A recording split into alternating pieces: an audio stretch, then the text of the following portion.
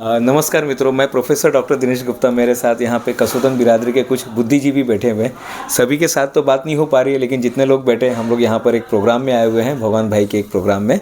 और मेरे साथ में जो है जवाहरलाल जी हैं, दिलीप जी हैं, ओम प्रकाश जी हैं, हमारे मामा जी हैं, काफ़ी लोग हैं, गोंडा से आए हुए हैं। तो थोड़ा सा हम बस, लेकिन हाँ, समाज को हम किस तरह से कर सकते हैं, जैसे एजुकेशन का पार्ट है, विवाह का सर एक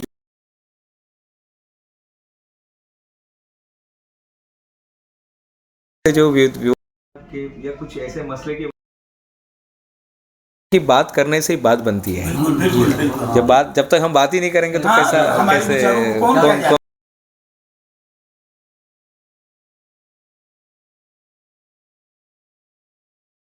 मुंबई और गुजरात का बॉर्डर है ये, और वहाँ पे सारे बुद्धिजीवी लोग बैठ के हम बात कर रहे हैं। इसका मेन उद्देश्य ये है कि कुछ तो बदलाव आए, एक उच्चतम समाज, उच्चतम कसोदन समाज का निर्माण कैसे हो। तो जैसे यहाँ पर एजुकेशन के बारे में,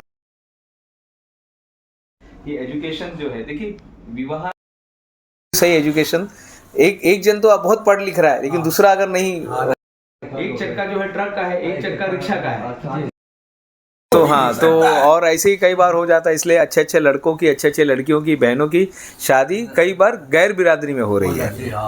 कोशिश करना, देखिए अगर हमारे गुरु हैं, आद्य हमारे जो महेश अपने कश्यप जी, जिन्होंने कुछ सोच के ही बनाया था कि भाई सेम गोत्र में शादी करना, कुछ उन्होंने सोच के ही बनाया था। ये इसके पीछे एक कारण था कि सेम गोत्र में, जैसे हम कहीं लड़का देखने जाते तो अपने को ज़्यादा उनके बारे में ढूंढना नहीं पड़ता, कोई ना कोई बता देता है।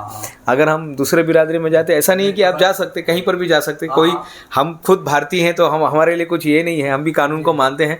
लेकिन अगर ये कहीं कानून बनाया गया है, अगर हमारे समाज में, बिरादरी में अगर ये बनाया गया है कि सेम बिरादरी में, सेम गोत्र में शादी करना है, तो उसके पीछे कुछ कारण था। तो एक हमारे इधर है कि एजुकेशन सही नहीं, या तो उसका अवेयरनेस नहीं हो रहा है, या तो लोग उस पर ध्यान नहीं दे रहे हैं। दूसरा है विवाह, हाँ एक मिनट, दूसरा जो है विवाह है, और तीसरा क्या है बताएंगे जरा। कहीं ना कहीं एकजुटता का अभाव, प्राथमिक जो है, संगठन को कभी प्राथमिक मिला ही नहीं है।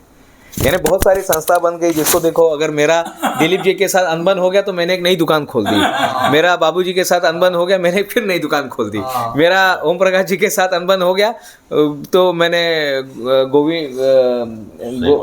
अपना नागपुर में वहाँ पे एक संस्था बना ली। अच्छी बात है, संस्था होनी चाहिए, लेकिन कहीं ना कहीं उनमें ना एक अदृश्य धागा होना चाहिए जो सब